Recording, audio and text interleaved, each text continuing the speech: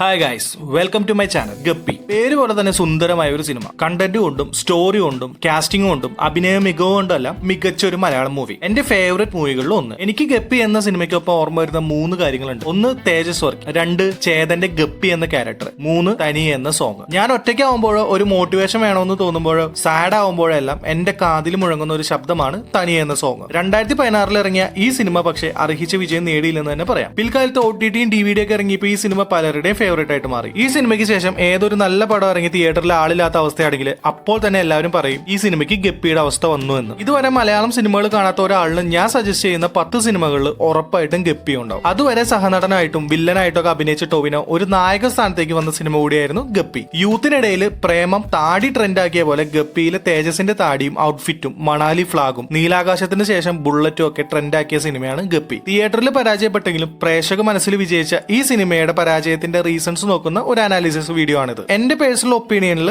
ഈ സിനിമ പരാജയപ്പെടാനുള്ള കാരണങ്ങൾ മാത്രമാണ് ഈ വീഡിയോയിൽ ഉണ്ടാവുക. അപ്പോൾ നമുക്ക് വീഡിയോയിലേക്ക് പോവാം.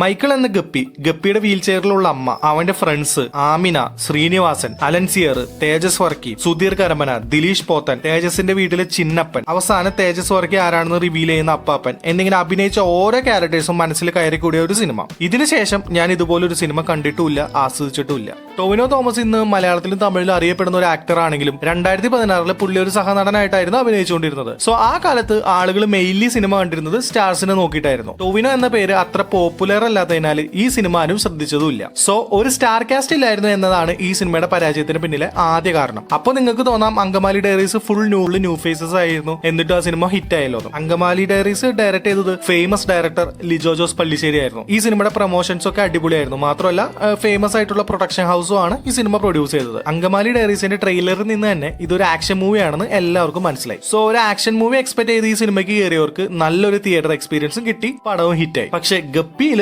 നായകനായിട്ട് ഒരു സഹനടൻ കൂടാതെ പുതിയൊരു ഡയറക്ടർ, വേണ്ടത്ര പ്രൊമോഷൻ ഒന്നും സിനിമയ്ക്ക് ഉണ്ടായിരുന്നില്ല. ട്രെയിലറിൽ ഗപ്പിയെയും അവന്റെ ഫ്രണ്ട്സിനെയും ഒക്കെ കാണിച്ച് ക്ലൈമാക്സിലാണ് ടൊവിനോയുടെ സീൻ കാണിച്ചത്. സോ ടൊവിനോനെ കുറച്ചെങ്കിലും അറിയാവുന്നവര് ഈ പടത്തിൽ ടൊവിനോ ഒരു സഹനടൻ തന്നെയാണെന്ന് കരുതി കാണും. ആക്ച്വലി സിനിമയിൽ 2 ഹീറോസ് ആണുള്ളത്, ചേതനും ടൊവിനോയും. രണ്ടുപേരും സ്വന്തം കഥയിൽ ഹീറോയും എതിരുള്ളവനും വില്ലനുമാണ്. സത്യത്തിൽ ഈ സിനിമ കാണുമ്പോൾ ടൊവിയോടും ചേതനോടും ചില ടൈമിൽ സഹതാപവും ഇഷ്ടമൊക്കെ തോന്നും, അതേസമയം ദേഷ്യവും തോന്നും. അതാണ് ഈ 2 ഹീറോസിന്റെയും സ്പെഷ്യാലിറ്റി. ഇപ്പൊ പോലും ഈ സിനിമയുടെ ട്രെയിലറിന് 50,000 താഴെ വ്യൂസ് മാത്രമാണ് ഉള്ളത്. റിലീസ് സമയത്ത് ഇങ്ങനെ ഒരു സിനിമ ഇറങ്ങിയത് പോലും ആരും അറിഞ്ഞിരുന്നില്ല. പ്രൊമോഷൻസ് ഒക്കെ ഭയങ്കര ഷോക്കായിരുന്നു. ട്രെയിലറിൽ ഭൂരിഭാഗം കുട്ടികളുടെ സീൻ ആയതിനാൽ കുട്ടികളുടെ പടം എന്ന രീതിയിലാണ് ഈ സിനിമ മാർക്കറ്റ് ആയത്. ഈ സിനിമയുടെ റിലീസിന്റെ അന്ന് തന്നെയാണ് ആൻമരിയ കലിപ്പിലാണ് എന്ന പടം ഇറങ്ങിയത്. ആൻമരിയ കലിപ്പിലാണ് എന്ന സിനിമയിൽ സണ്ണി വെയിനും ടൊവിനോ പോലെ തന്നെയാണ് സൈഡ് ക്യാരക്ടർ ചെയ്തു വന്ന സണ്ണിയുടെ നായകനായിട്ടുള്ള ഒരു സിനിമ. പക്ഷേ ആൻമരിയ വിജയിച്ചു. അതിന് 2 കാരണങ്ങളാണുള്ളത്. ഒന്ന്, സണ്ണി വെയിൻ സെക്കൻഡ് ഷോ തട്ടത്തിമറത്ത് നീലാകാശം പോലുള്ള പടത്തിലൊക്കെ അഭിനയിച്ച് അത്യാവശ്യം ഫാൻസിനെ ഉണ്ടാക്കിക്കൊണ്ടിരുന്ന ടൈമായിരുന്നു. സണ്ണി വെയിൻ എന്ന ടൊവിനോനേക്കാളും ഫേമസ് ആയിരുന്നു. ഇനി രണ്ടാമത്തെ കാരണമാണ് ദുൽഖറിന്റെ ഗസ്റ്റ് റോള്. ദുൽഖർ എന്ന് പറഞ്ഞാൽ ഭ്രാന്തായിട്ടിരിക്കുന്ന ഒരു സമയത്താണ്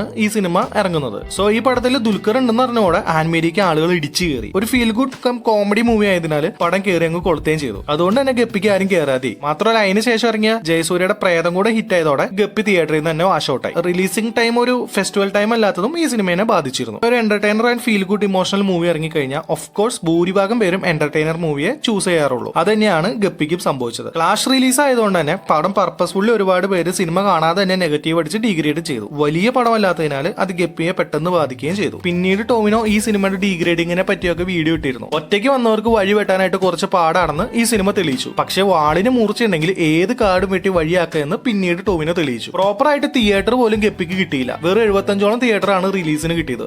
ഇതും ആ സിനിമയുടെ ഡൗൺഫോളിന് കാരണമായി. 2 മണിക്കൂർ 38 മിനിറ്റോളമാണ് ഈ സിനിമയുടെ ലെങ്ത്. കട്ട് ചെയ്ത് കളയാവുന്ന സീനുകൾ ഉണ്ടെങ്കിലും തിയേറ്ററിൽ കണ്ട പലർക്കും നല്ലപോലെ ലാഗ് ഫീൽ ചെയ്തിരുന്നു. ഒരു 10-15 മിനിറ്റ് കട്ട് ചെയ്തിരുന്നെങ്കിൽ മേ ബി റിസൾട്ട് മാറിയാണ്. ബൈ ദ വേ ഈ പടം കഴിഞ്ഞപ്പോൾ കുറച്ചുകൂടെ വേണമായിരുന്നു, അവസാനിക്കില്ല എന്നാണ് എനിക്ക് പേഴ്സണലി തോന്നിയത്. എല്ലാവർക്കും ഈ സിനിമയിൽ തേജസും ഗപ്പിയുടെ അമ്മയും ഗപ്പിയൊക്കെയാണ് സ്പെഷ്യൽ. ബട്ട് എനിക്ക് ശ്രീനിവാസന്റെ ഉപ്പുപ്പ ക്യാരക്ടറും പൂജപ്പുര രവിയുടെ ചിന്നപ്പ ക്യാരക്ടറാണ് സ്പെഷ്യൽ. മാത്രമല്ല അലൻസിയറിന്റെയും സുധീറിന്റെയും ദിലീഷിന്റെയും ആമിനയുടെയും ഗപ്പിയുടെ ഫ്രണ്ട് ക്രിസ്റ്റിയുടെയും നോബിയുടെ ഓനിച്ചന്റെ ഒക്കെ റോൾസ് ഭയങ്കര ഇഷ്ടമാണ്. നമ്മൾ എപ്പോഴൊക്കെ എവിടെയൊക്കെയോ കണ്ടുമറന്ന നമുക്കൊക്കെ റിലേറ്റ് ചെയ്യാൻ പറ്റുന്ന ക്യാരക്ടേഴ്സ് ആയിരുന്നു ഇവര്. ഈ സിനിമയ്ക്ക് വേണ്ടി തിരഞ്ഞെടുത്ത ലൊക്കേഷൻസും കളർ ഗ്രേഡിങ്ങും സിനിമയ്ക്ക് പക്ക ആപ്റ്റ് ആയിരുന്നെങ്കിലും പ്രേക്ഷകരിൽ ചിലർക്ക് അത് തീരെ ദഹിച്ചില്ല. മരുഭൂമി പോലൊരു സ്ഥലത്ത് ഒരു കഥ നടക്കുന്നു. അവിടെ പൊട്ടക്കിണറ്റിലെ തവളകളെ പോലെ കുറച്ച് മനുഷ്യരും. സോ അങ്ങനത്തെ ലൊക്കേഷൻസ് നമ്മൾ ഗൾഫ് റിലേറ്റഡ് ആയിട്ടുള്ള മൂവീസിലാണ് കണ്ടിട്ടുള്ളത്. ഈ സിനിമയെ പറ്റി ഞാൻ അന്വേഷിച്ചപ്പോൾ പലരും പറഞ്ഞത് അങ്ങനെ ഒരു ലൊക്കേഷൻ അവർക്ക് അത്ര ദഹിച്ചില്ല എന്നാണ്. പക്ഷെ സിനിമയ്ക്ക് അത് പക്ക ആപ്റ്റ് ലൊക്കേഷൻ തന്നെയാണ്. ഗപ്പിയെ അമ്മയെ കുളിപ്പിക്കുന്ന സീൻസ്, അതിനുശേഷം അമ്മ കുളിപ്പിക്കേണ്ട എന്ന് പറയുന്ന സീൻ, ശ്രീനിവാസനാണ് ടോവിനോനെ കുത്തിയെന്ന് റിവീൽ ആക്കുന്ന സീൻസ്, ഗപ്പിയുടെ അമ്മ മരിക്കുന്ന സീൻ, തേജസ് ഗപ്പിയുടെ ടാങ്ക് പൊളിക്കുന്നതും പിന്നീട് ടാങ്ക് പണിഞ്ഞു കൊടുക്കുന്നതുമായിട്ടുള്ള സീൻ, തേജസ് ആരാണെന്ന് അപ്പാപ്പൻ റിവീൽ ചെയ്യുന്ന സീൻ, ക്ലൈമാക്സ് സീൻ, ഇതൊക്കെയാണ് ഈ സിനിമയിലെ എന്റെ ഫേവറേറ്റ് ആയിട്ടുള്ള ഭാഗങ്ങൾ.